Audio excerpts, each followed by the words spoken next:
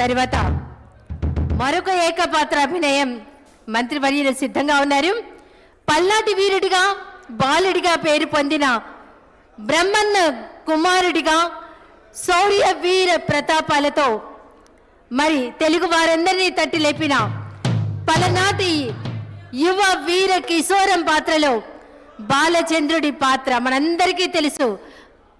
అమాత్యునిగా అంతకు మించినటువంటి గొప్ప నటులు వారి పర్యాటక సాంస్కృతిక సినిమాటోగ్రఫీ మంత్రుల వర్యులు గౌరవనీయులు శ్రీ సురేష్ గారు బాలచంద్రుడు ఏకపాత్రాభినయంతో తదుపరి మన ముందుకు రాబోతున్నారు. ఒక్కసారి గట్టిగా కర్తాల పళ్ళతో ఆహ్వానిద్దాం.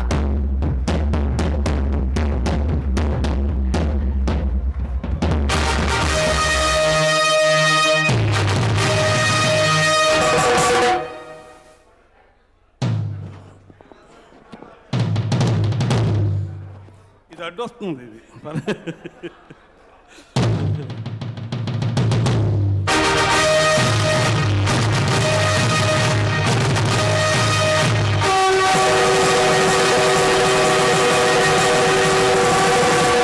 అదే రణభేరి.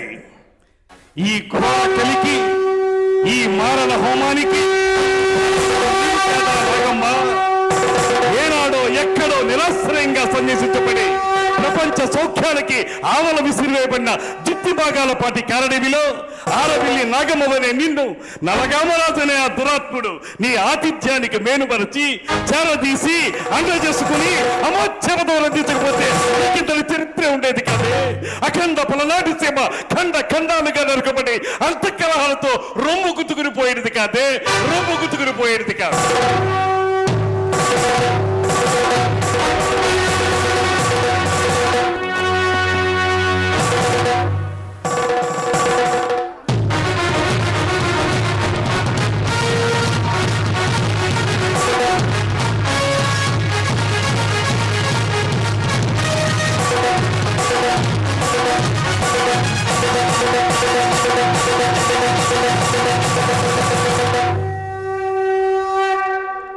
అలుపన్నది లేకుండా ఆశాంతం అద్భుతంగా పలికిన బాలచంద్రుడి ఏకపాత్రాభినయం